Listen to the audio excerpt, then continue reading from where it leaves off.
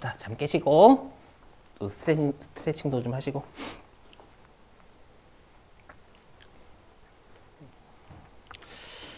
자, 이어서 볼게요.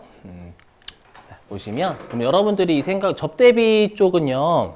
아까 세무조정도 없잖아요. 그죠? 세무조정도 없는데 왜 세법은 원가하고 시가 둘 중에 큰 걸 쓰냐라는 거예요. 그죠? 보시면 이걸 이해하셔야 나중에 기부금 파트를 할 수가 있어요. 기부금 파트를. 네. 보시면 우리가 장부상 비용은 200 적었죠. 원가. 200. 근데 세법은 비용을 500으로 보니까 세법은 비용이 300이 있잖아. 더. 맞죠? 그럼 비용만 300이 더 있어요. 그래서 평가 이익이라는 실현시키는 거에 수익이 더 있죠. 맞죠? 그럼 세법은 요 빨간색 이거예요. 세법은 수익이 300만큼 더 있고요. 그죠? 그 다음 비용도 300만 원만큼 더 있죠.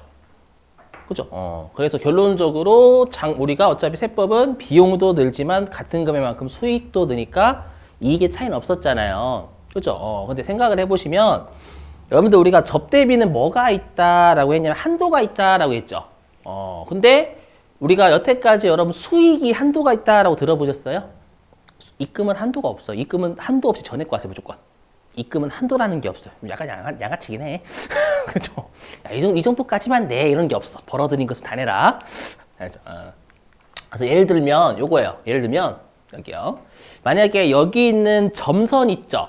제가 점선으로 든 여기가 만약에 한도래요. 한도. 이게 접대비의 한도래. 이게 접대비의 한도래요. 그럼 만약에 점선까지만 한도다라고 하면 요 위쪽은 송금불산입이 되는 거잖아요. 맞죠? 그럼 송금불산입이 되는 거니까 요것만큼 비용을 인정 못 받는 거예요. 이해되세요? 근데 입금은 다 과세가 되는 거예요. 비용은 요 위에만큼은 인정 못 받는데 수익은 이게 다 과세가 되는 거죠. 그러니까 접대비 이걸 원가하고 시가 둘 중에 큰 걸로 보면 제재예요, 제재. 제재하려고. 알죠? 접대비는 늘어나는 세법이 시가만큼 보는 것만큼 한도가 있기 때문에 한도까지만 비용을 인정이 되는 건데 수익은 전액과세가 되는 거예요. 알죠? 그래서 나중에 배우시겠지만 꼭 외워주세요. 우리가 세법에서 현물 접대비든 나중에 하는 11장, 11장 아니고 12장인가? 13장 기부금이든 현물 접대비든 현물 기부금이든 둘 중에 큰 걸로 하는 건 제재 때리겠다라는 거예요. 알죠? 원가로 하는 건 좀 제재는 아닌 거고요. 그 정도만 기억하시면 돼요. 그 정도만. 기부금 때문에 해요. 엄밀히 얘기하면. 넘어가고요.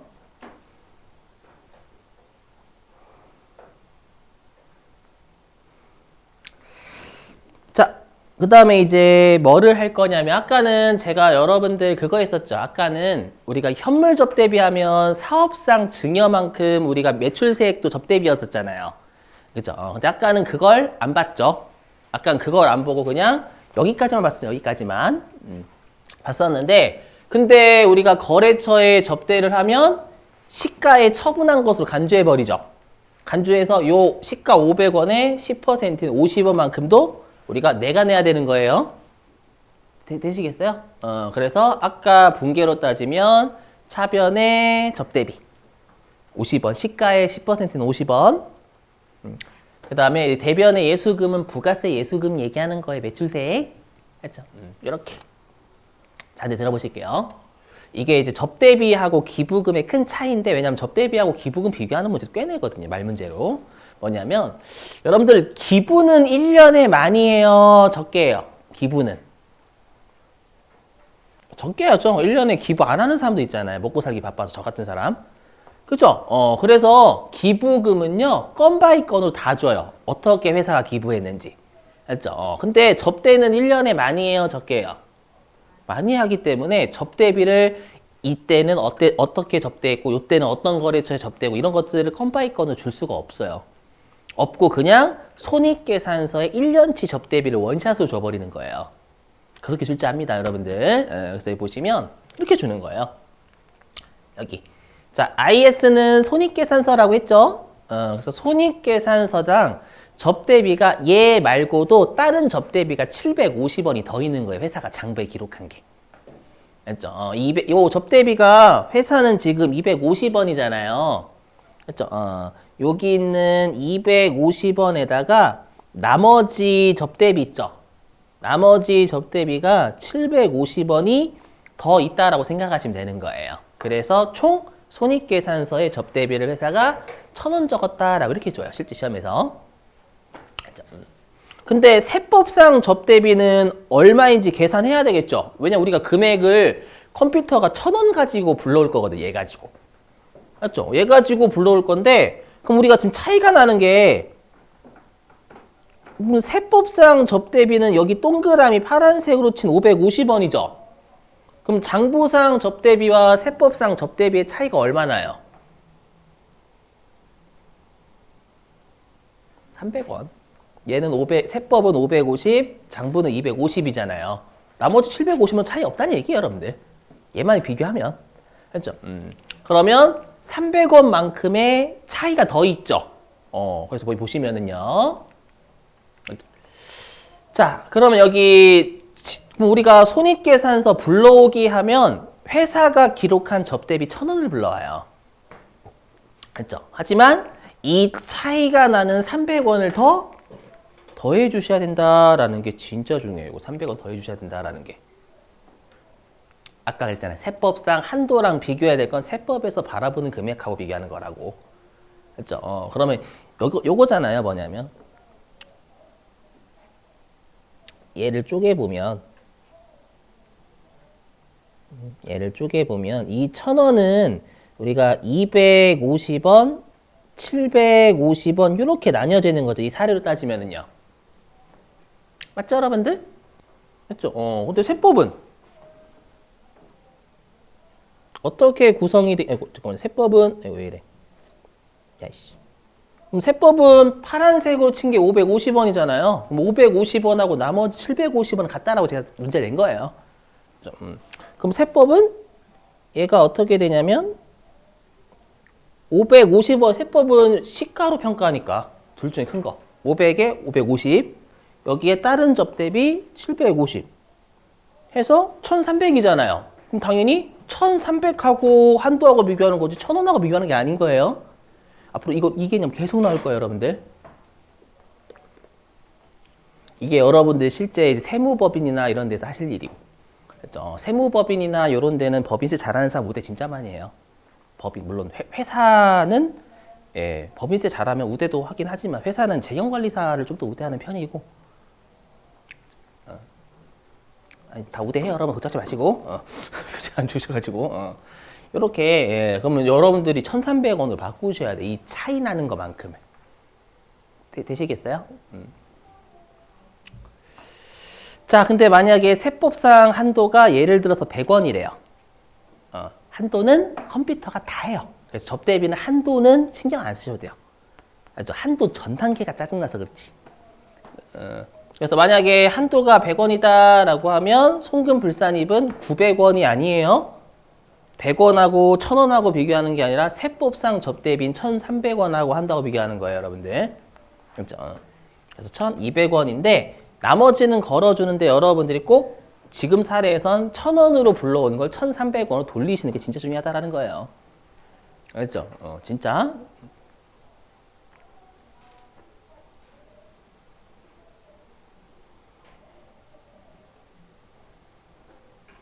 왜냐하면 우리가 세무 조정을 하면 항상 장부를 세법을 만들어 버리잖아요. 그렇기 때문에 당연히 세법상 금액이 된단 말이에요, 무조건. 그죠? 넘어가요. 나머지는 무시. 나머지 무시할 시험에 필요 없는 건 안 할게요. 자, 그 다음에 접대비의 귀속 시기. 자, 얘는 이론으로는 출제 많이 했지만 실기로는 출제를 한 번도 한 적이 없어요. 근데 여기를 제가 왜 할 거냐면 여러분이 아직 유보추인에 많이 익숙지 않잖아요. 그렇죠? 그래서 여기에서 유보추인 개념 좀 여러분들이 조금 느끼시라고.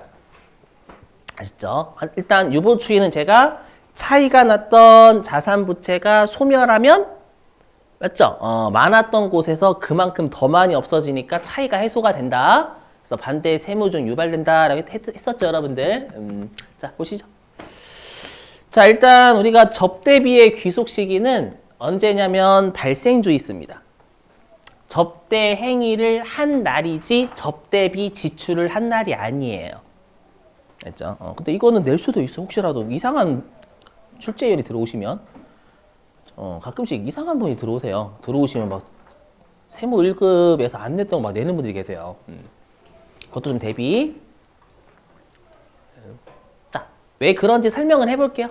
자, 뭐냐면 여러분들 우리가 접대비 같은 경우에는 대부분 우리가 이제 하반기 말쯤 되잖아요. 한 11월 달? 요 정도가 되면은 대부분 접대비 한도를 다 써요. 알죠? 그럼 우리가 접대 한도라는 게 1년치 한도거든, 1년치? 그러면 내년도가 되면 다시 새로운 접대비 한도를 부여받는 거예요. 그렇죠? 그럼 회사 입장에서는 올해 연도 하반기 말쯤에 한 11월 달쯤에 접대비 한도 다 썼잖아요. 그러면 우리 회사 입장에서는 올해 연도에 접대비가 되면 어차피 한도 초과니까 송금 불산입 되겠죠. 근데 내년도에 접대비로 2월이 되면 새로운 한도를 부여받으니까 송금을 인정받을 수 있단 말이에요. 그죠? 그래서 회사들이 자꾸 접대비의 지출을 내년도 이후에 한다라는 거예요. 그래서 그 꼼수를 막기 위해서 접대비 지출한 날이 아니라 접대 행위를 한 날로 볼 거야. 세법은. 아시죠? 물론 암기사항이죠, 암기사항. 그래서 보시면 여기. 자, 그래서 보실게요. 그래서 회사가 X 1년도가 올해죠? 올해 연도에 접대를 했어요. 자, 접대는 했는데 실제로 돈은 언제 줬냐면 X 2년도에 준 거예요. X 2년도. 그럼 세법은 X 1년도에 접대비로 봐요? X 2년도에 접대비로 봐요? 그렇죠. X 1년도 접대 한 날이지 접대비 지급한 날이 아니다라는 거예요. 그렇죠? 여기서는 유보 추인 때문에 하는 거지 솔직히 말씀드리면 시험에 낸 적은 없어요. 실기에서요. 자, 해보면 자, 그러면 장부는 X 1년도에 회계 처리 안 할 거죠, 여러분들? 접대비 지출 안 했으니까. 맞죠? 근데 세법은 X 1년도에 접대비로 보겠다라는 거잖아요. 근데 실제로 돈 줬어요, 안 줬어요? 안 줬으니까 세법은 이렇게 분기가 끊길 거예요. 차변에 접대비 100, 여기 접대비가 100원이라고 하죠? 그럼 차변에 접대비 100, 뭐 대변에 미지급 비용이 될 수도 있고 미지급 금. 맞죠? 물론 부채가 아직 지급은 안 한 거니까. 부채. 이렇게. 그럼 세무조정이 장부는 비용 0. 근데 세법은 비용 100. 그죠? 비용 100이면 세법상 비용이 증가해야 되니까 송금 산입. 그죠? 산입이고요. 자, 그 다음에 부채의 차이죠. 미지급 비용이 부채잖아요, 여러분들. 미지급 금이든. 맞죠? 부채의 차이인데 차감 조정이면 마이너스 유보. 맞죠? 그러면 실제 여러분들이 이건 한 번도 낸 적은 없어요. 근데 혹시 노파심인데 만약에 아까처럼 이렇게 주는 거예요, 시험에서. 시험에 이렇게 주는 거예요. 회사가 IS, 손익계산서에 접대비를 1,000원 잡았대요. 그럼 접대비를 1,000원 잡았다라는 건 요거 회계 처리 안 한 게 포함되는 게 1,000원이다라는 뜻이죠. 근데 세법상 접대비는 100원이 더 많은 거잖아요. 많으니까 여러분들이 여기에다가 차이 나는 100원을 더 가산해가지고 1,100원으로 돌리셔야 돼요, 원래는. 근데 이 문제를 낸 적은 없어요. 그것까지 하면 회계사 세무사 시험이 돼버리기 때문에. 응? 아니, 이게 요 분계, 우리가 접대비는 한 방에 다 준다면서 얘 말고 다른 접대비가 1,000원이 더 있던 거예요. 손익계산서에. 이해되세요?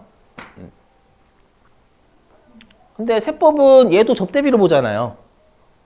접대비로 보니까 세법상 접대비는 1,000원이 아니라 100원 더 접대한 걸로 보니까 1,100원으로 비교하겠다라는 거예요. 되세요? 근데 낸 적 없다니까요? 근데 또라이가 있을 수 있어요, 또라이가. 항상. 왜냐면 여러분 웃으시죠? 최근에 기부금도 또라이를 냈어요. 여태까지 안 냈다가 현물 기부금 내고. 원래 현물 기부금은 안 냈었거든. 내가 갑자기 내버렸어. 사람들 당황한 거야. 알죠? 그래서 항상 좀 조심하셔야 돼. 요즘 진짜 지금 지금 시험이 자꾸 진화해가지고 자꾸 새로운 유형을 만들어냅니다. 그죠? 그분들이 실제 업무에서는 중요할까 안 중요할까요? 중요하죠, 당연히 여러분들 이거 업무 하실 때. 그죠? 저는 이거 세무력도 안 배웠으니까 패스 이렇게 하면 안 돼요. 난리나. 그죠? 이렇게 됐죠? 그러면 당연히 이 마이너스 유보 차감종이니까 부채 차이고, 이 마이너스 유보는 미지급 비용이란 부채 차이죠, 여러분들. 그죠? 부채 차이예요. 그럼 질문, 부채가 어디가 많아요? 분계로 봐도? 부채가 세법이 많죠, 당연히. 대변이 있으니까요. 맞죠? 그러면 이 차이가 났던 자산 부채가 없어지면, 그럼 미지급 비용이 부채니까 얘가 없어지면 추인되겠죠? 그럼 언제 없어질 거야, 미지급 비용은? 지급하면 미지급이 아니라 지급한 거니까 미지급 비용 줄일 거잖아요, 여러분들. 그래서 결론부터 말씀드리면 요 X2년도에 얘는 추인됩니다. 한번 볼게요. 분계로 일단 끊고 그 다음에 바로 진짜 추인되는지 볼게요. 일단 분계로 해보자, 분계로. 자, 그러면 그럼 회사는 X2년도에 접대비 잡겠죠? 이때 지출했으니까. 그래서 차변에 접대비, 그 다음에 현금 이때 나갔으니까 현금 100. 되세요? 근데 세법은 뭐로 볼까요? 지급한 건 이건 미지급 비용 지급한 거지 접대비가 아니다라고 보겠죠. 이해되시는가요? 그래서 여기 차변에 미지급 비용, 그죠? 미지급 비용 준 거예요. 대변에 현금 이렇게 이해되세요? 요 X2년도 분계 세법상 눈으로 확인해 보시고, 이걸 하는 이유는 추인 개념을 조금씩 잡아가시라고 하는 겁니다, 여러분들. 알죠? 이거를 설명드려야 추인이 진짜 중요해서 그래요, 이거 추인이. 알죠? 그래서 나올 때마다 계속 설명드린다고 했어요. 나올 때마다. 그러면 세무조정이 어떻게 되냐? 자, 일단 X2년도의 장부상 비용은 100이죠, 100. 근데 세법은 미지급 비용이 부채지 비용 아니잖아요. 맞죠? 그럼 장부는 비용 100, 세법은 비용 0. 그럼 송금, 불산입이 될 거예요. 그렇죠? 그래서 송금, 불산입이고요. 되세요? 이렇게? 송금, 불산입 되시죠? 그리고 미지급 비용이라는 부채의 차이인데 가산주정이잖아요. 가산주정이니까 부채의 차이면 플러스 유보가 돼야 맞죠? FM대로 하면, 자, FM대로 해볼게요. 여러분들 부채가 지금 차이가 나죠? X2년도에. 근데 부채가 차변에 있으면 증가해요, 감소해요? 부채가 차변에 있으면 감소죠, 감소. 이건 감소예요. 그럼 장부는 부채 안 감소, 세법은 부채 감소. 그럼 세법이 부채가 감소하면 자본이 증가하잖아요. 자본이 증가하니까 플러스 유보. 그렇죠. 이렇게 하면 근데 되게 빡시죠. 우리 추인을 모르는 상태에서 한 분기 또 끊어야 돼, 계속. 근데 보시면 아시겠지만 여기 보세요. 제가 동그라미 치는 거. 동그라미. 요거 보세요. 요거 마이너스 유보 추인된 거잖아요. 여기 송금산입, 반대에 세면 송금불산입, 마이너스 유보, 플러스 유보. 그러니까 우리가 유보 추인 알면 이 분기 안 끊어도 돼요. 그냥 미지급 비용이라는 부채의 차이가 나는데 그 차이가 해소됐네, 지급했으니까. 이해되세요? 그럼 미지급 비용 장부도 0, 세법도 0이 되잖아요. X2년도가 되면. 맞죠? 그러면 그냥 얘 보시고 반대에 세우고 바로 끊으면 되는 거예요. 끝나면 되는 거예요. 실제 현실에서는 유보 추인 진짜 중요해요. 맞죠? 그래서 차이가 났던 자산 부채가 소멸하면, 맞죠? 소멸하면 반대의 세무적 나온다라고 했었죠, 여러분들 그때. 맞죠? 이재용 회장님 생각하시면 돼요. 자산 많았다가 서로 간에 죽으면 소멸. 맞죠? 소멸하면 소득은 이재용 회장님 더 준다. 맞죠? 소득이 더 많았지만 자산이 증가하면, 그죠? 이렇게 꼭.